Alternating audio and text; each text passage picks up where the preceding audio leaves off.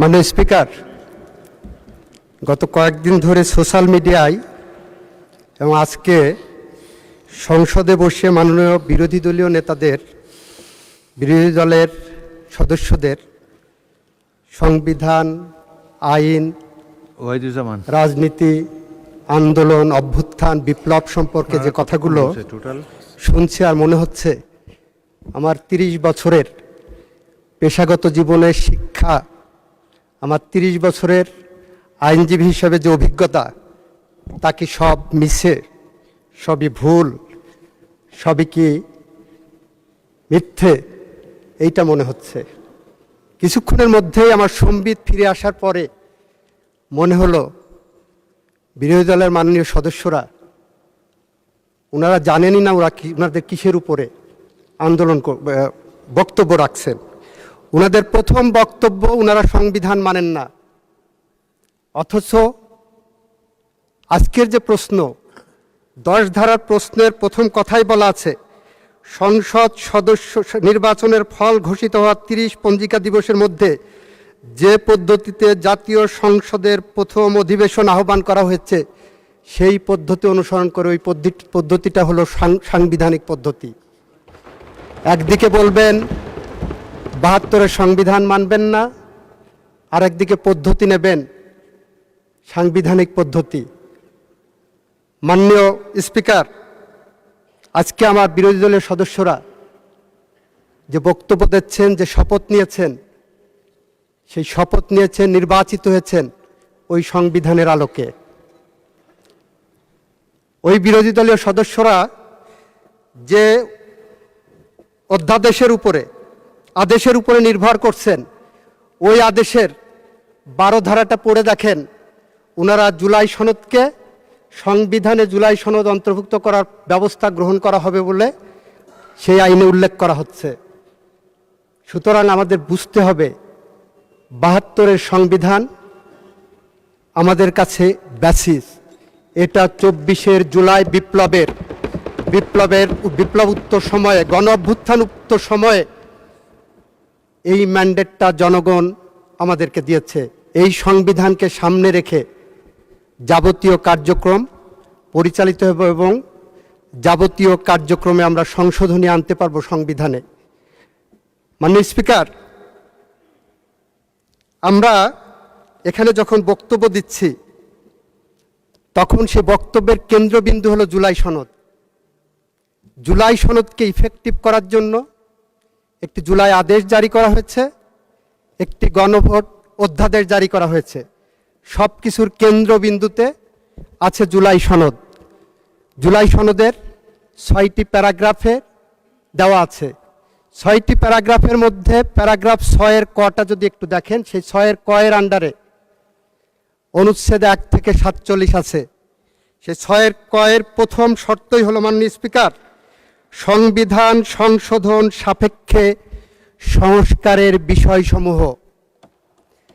আপনারা যে প্রশ্নগুলো গণভোটে দিয়েছেন, ইচ অ্যান্ড এভরি প্রশ্ন সংবিধান সংস্কার সাপেক্ষে। মাননীয় স্পিকার, আমরা যারা বিএনপি করি, আমরা একটু সহজ সরল, জুলাই বিপ্লবীদের মতো একটু আবেগী, জুলাই বিপ্লবীদের মতো জন আকাঙ্ক্ষার কথা চিন্তা করি, জনগণের কথা চিন্তা করি। আপনি জুলাই সনদের 22 অনুচ্ছেদে যে দেখেন, মাননীয় স্পিকার, আমি যদি বলি বিএনপি এই আবেগ নিয়ে এই জুলাই সনদকে ধারণ করে, মাননীয় স্পিকার, জাতীয় সংসদে নারী প্রার্থী দিয়েছিলেন প্রায় 5%। এই সনদে 22-এ বলা আছে, যদি আমি এইভাবে বলি, জুলাই জাতীয় সনদ 2025 স্বাক্ষরের পরবর্তী সাধারণ নির্বাচনে প্রতিটি রাজনৈতিক দল বিদ্যমান 300 সংসদীয় আসনের জন্য প্রার্থী মনোনয়নের ক্ষেত্রে কমপক্ষে 5% নারী প্রার্থী মনোনয়ন দিবে, তবে এটি সংবিধানে উল্লেখ করা হবে না।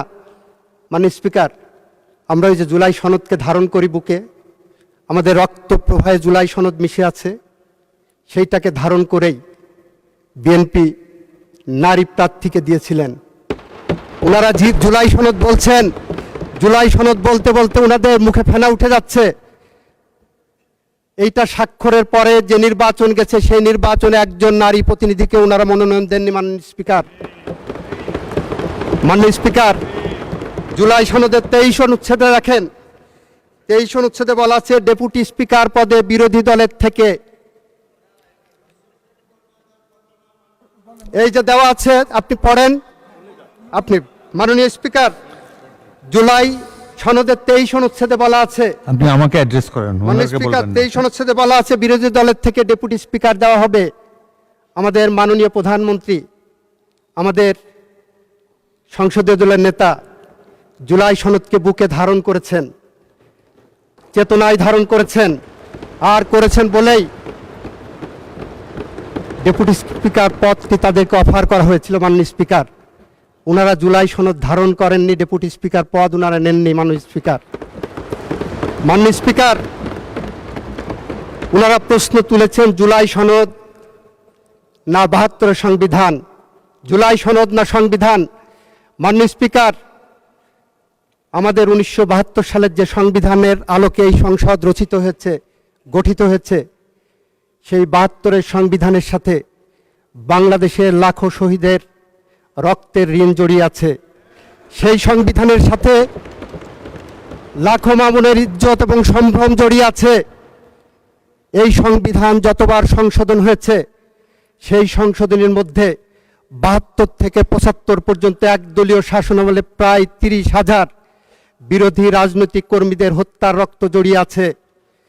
এই সংবিধানে এমন সংশোধনী আছে যেটা পৃথিবীর ইতিহাসে অত্যন্ত বিরল। পৃথিবীর ইতিহাসে মাননীয় স্পিকার, সামরিক শাসনের মধ্য দিয়ে বাংলাদেশের গণতন্ত্রের দ্বার উন্মোচন করে দেওয়া হয়, এটার একমাত্র উদাহরণ বাংলাদেশে শহীদ রাষ্ট্রপতি জিয়াউর রহমান করেছিলেন। যে কারণে আমরা বলি বাংলাদেশের যা কিছু শ্রেষ্ঠ অর্জন, তার সব কিছু এসেছে শহীদ রাষ্ট্রপতি জিয়াউর রহমান এবং তার পরিবারের হাত ধরে। আমরা বাংলাদেশের মুক্তিযুদ্ধ এনেছি, আমরা বাংলাদেশের সাংবিধানিক সংশোধনী বহুদলীয় গণতন্ত্র এনেছি, ন্যায় বিচারের পথ উন্মুক্ত করার জন্য আমরা বাংলাদেশের বিচার বিভাগের স্বাধীনতা এনেছি।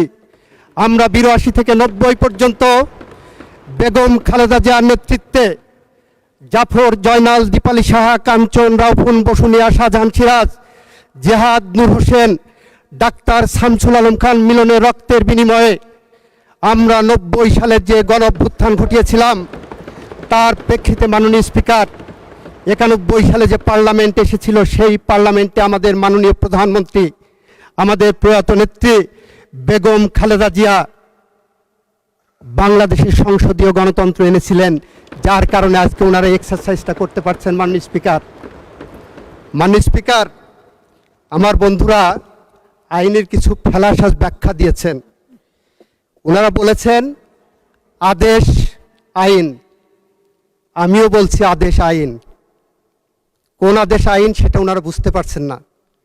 মাননীয় স্পিকার, 1897 সালের একটা আইন আছে যেটার নাম general clauses act. General clauses অ্যাক্টে সেকশন 20 থেকে 24 পর্যন্ত আমার বন্ধুদের পড়তে বলবো। সেখানে বলা আছে অ্যাক্ট অফ পার্লামেন্টের আন্ডারে অথবা রেগুলেশনের আন্ডারে কোনো অথরিটিকে যদি কোনো অর্ডার পাস করার অথরিটি দেওয়া থাকে, তাহলে সেই অর্ডারটা আইনের রূপ পাবে। মাননীয় স্পিকার, জুলাই আদেশটা দেখবেন এবং অধ্যাদেশটা দেখবেন। অধ্যাদেশের উপরে লেখা আছে আর্টিকেল 93 অফ দি কনস্টিটিউশনের আন্ডারে এই অধ্যাদেশ জারি করা হয়েছে। আর অর্ডার যেটা ওনারা দেখাচ্ছেন, ওই অর্ডারের কোনো জায়গায় কোন আইনের ব্যাকিংয়ে এই অর্ডার পাস করা হয়েছে? Nothing like that. মাননীয় স্পিকার, মাননীয় স্পিকার, 190 বছরের ব্রিটিশ শাসনের বিরুদ্ধে রাজনৈতিক সমঝোতার ভিত্তিতে 1947 সালে ভারত পাকিস্তান স্বাধীন হয়েছিল, বিভক্ত হয়েছিল। সমঝোতার ভিত্তিতে ভারত রাষ্ট্র পরিচালনা করেছিলেন, 3 বছর পরে তারা সংবিধান পেয়েছিল। সমঝোতার ভিত্তিতে পাকিস্তান 9 বছর পরে সংবিধান রচনা করতে পেরেছিলেন। আমাদের 24-এর সমঝোতার দলিল হলো আমরা এই সংবিধানের পথ ধরে হেঁটে যাব, এই সংবিধান সংশোধন করব। কোন কোন জায়গায় সংশোধন করব সেটা আমরা জুলাই সনদের মধ্যে ধারণ করেছি। মাননীয় স্পিকার, মাননীয় স্পিকার, জুলাই সনদের মধ্যে যেভাবে সংবিধান সংশোধনের কথা বলা আছে সেটা একটু আপনাকে পড়ে শোনাই মাননীয় সদস্যদের জন্য। জুলাই সনদের 17 নম্বর অনুচ্ছেদে যদি যাই মাননীয় স্পিকার, সেখানে কি বলা আছে? 17 নম্বর অনুচ্ছেদে বলা হচ্ছে আইনসভা গঠন হবে, সেখানে নোট অফ ডিসেন্ট দেওয়া ছিল আমাদের বিএনপির পক্ষ থেকে। নোট অফ ডিসেন্টে বলা হচ্ছে অবশ্য কোনো রাজনৈতিক দল বা জোট তাদের নির্বাচন ইশতেহারে উল্লেখপূর্বক যদি জনগণের ম্যান্ডেট লাভ করে তাহলে তারা সেই মতে ব্যবস্থা গ্রহণ করবে। মাননীয় স্পিকার, আমাদের ম্যান্ডেট সুস্পষ্ট আছে। আমাদের নির্বাচন ইশতেহার অনুসারে আমরা জুলাই সনদকে একসাথে পড়ে আমরা এগিয়ে যাব, সংবিধানকে সামনে রেখে সংবিধান আমরা সংশোধন করতে বদ্ধপরিকর। মাননীয় স্পিকার, আমাদের এখানে অনেকেই বলেছেন গণ অভ্যুত্থান নয়, এটাকে বিপ্লব ডাকতে হবে। মাননীয় স্পিকার, জুলাই সনদের 38 নম্বর পেজের আপনাদেরকে দৃষ্টি আকর্ষণ করছি। আপনারা জুলাই সনদ বলতে বলতে মুখে ফেনা উঠে যাচ্ছে। এখানে 1 নম্বর প্যারাগ্রাফেই অঙ্গীকারনামার 1 নম্বর প্যারাগ্রাফে বলা হচ্ছে 2024 সালের জুলাই আগস্টের গণ অভ্যুত্থান। আপনারা ভালো করে দেখেননি কেন আমি হবস লক্স রুশোর কথা বলেছিলাম? মাননীয় স্পিকার, আইন হলো একটি সামাজিক চুক্তি। ষষ্ঠদশ এবং ষোড়শ শতাব্দীতে সুইস দার্শনিক রুশো, ব্রিটিশ দার্শনিক লক, হবস বলেছেন মানুষ কিভাবে শাসিত হবে, কিভাবে চলবে তারা নিজেরা সামাজিক চুক্তির মাধ্যমে নির্ধারিত করবেন। সেই সামাজিক চুক্তির ফরম্যাট হলো এই যে সংসদে বসেছি আমরা, এই যে আমাদের গঠনতন্ত্র সংবিধান, এইটাই আমাদের সেই সামাজিক চুক্তি। মাননীয় স্পিকার, আপনার দৃষ্টি আকর্ষণ করে বলছি 1972 সালে 1971 সালে 9 মাস রক্তক্ষয়ী সংঘর্ষ হয়েছিল। 72-এর যে সংবিধান, যুদ্ধোত্তর বাংলাদেশের সেই সংবিধান কিন্তু কোনো বাংলাদেশের পার্লামেন্টে রচিত হয়নি। বাংলাদেশের বিজয়ী জনগোষ্ঠী নির্ধারণ করেছিলেন যে 70-এর নির্বাচনে পাকিস্তানি সংবিধানের আন্ডারে যারা নির্বাচিত হয়েছিলেন তারা বসে একটি সংবিধান পরিষদ গঠন করবেন। সেই সংবিধানের আলোকেই সেইভাবে আমরা সংবিধান রচিত করেছি।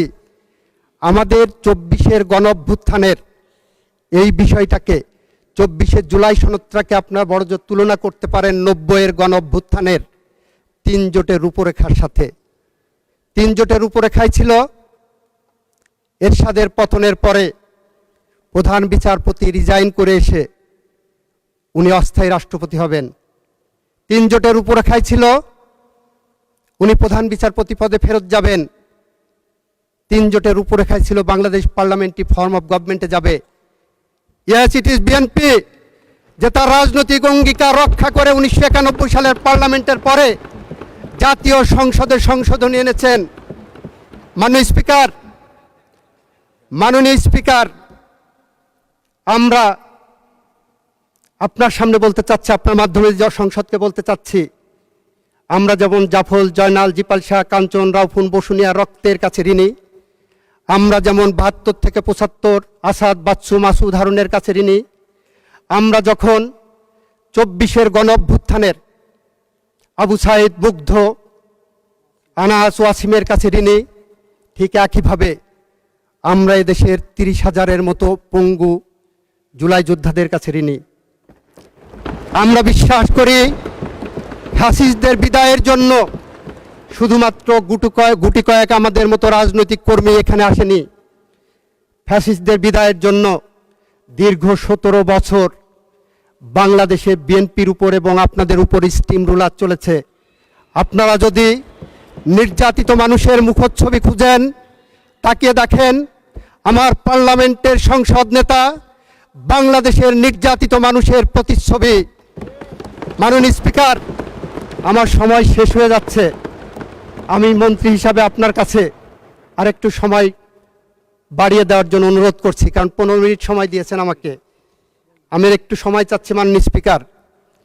মাননীয় স্পিকার, আপনি 2 মিনিটের মধ্যে আপনার বক্তব্য শেষ করেন, কারণ বিরোধী দলকে একটু বেশি টাইম দিতে চাই আমি। অলরেডি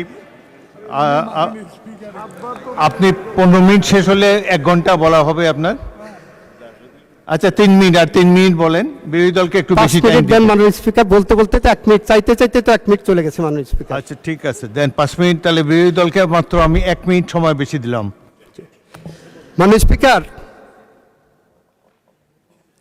আমাদের চেতনার উৎস শহীদ রাষ্ট্রপতি জিয়াউর রহমান, আমাদের প্রেরণার উৎস বেগম খালেদা জিয়া, আমাদের সাহসের বাতিঘর, আমাদের এই মহান সংসদের নেতা, আমাদের মাননীয় প্রধানমন্ত্রী তারেক রহমান।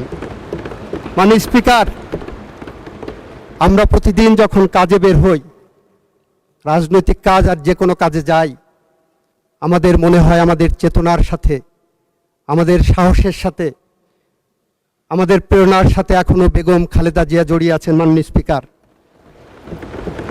আমরা বিশ্বাস করি, আমরা যারা বেগম খালেদা জিয়ার সাথে রাজনীতি করেছি এই বাংলাদেশে, আমরা বিশ্বাস করি বেগম খালেদা জিয়া 7 আসমানের পাশে দাঁড়িয়ে বলছেন, চলে যাওয়া মানে প্রস্থান নয়, বিচ্ছেদ নয়, চলে যাওয়া মানে নয় বন্ধন ছিন্ন করা আর্দ্র রজনী, চলে গেলে আমারও অধিক কিছু থেকে যাবে আমার না থাকা জুড়ে।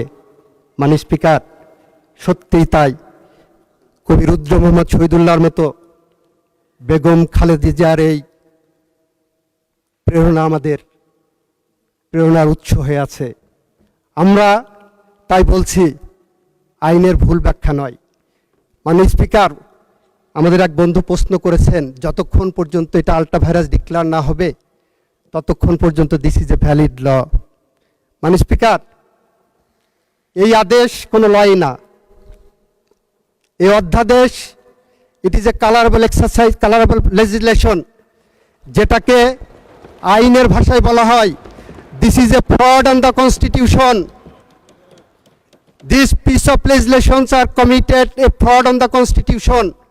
কনস্টিটিউশনে যে পাওয়ার দেওয়া নাই সেই পাওয়ার এখানে এক্সারসাইজ করা হয়েছে। এই পার্লামেন্ট সার্বভৌম পার্লামেন্ট, এই পার্লামেন্টকে কোনোভাবেই কোনো আইন দিয়ে বাধ্য করা যায় না। মাননীয় স্পিকার, মাননীয় স্পিকার, আর অর্ডারের ফেট তো বলেছি, সাংবিধানিক কোনো অর্ডার দেওয়ার ক্ষমতা বাংলাদেশ সংবিধানের 4th তফসিলের মাধ্যমে বন্ধ করে দেওয়া হয়েছে। কারণ যখন সংবিধান ছিল না মাননীয় স্পিকার, তখন প্রেসিডেন্ট অর্ডার পাস করতে পারতেন। যখন মার্শাল লর সময় সংবিধান থাকে না, তখন সাসপেন্ডেড থাকলে অর্ডার পাস করতে পারতেন। কিন্তু যখন সংবিধান থাকে, আমাকে প্রশ্ন করা হয়েছে, মাননীয় অ্যাটর্নি জেনারেল, আপনি কোন ক্ষমতা বলে অ্যাটর্নি জেনারেল দায়িত্ব পালন করেছিলেন?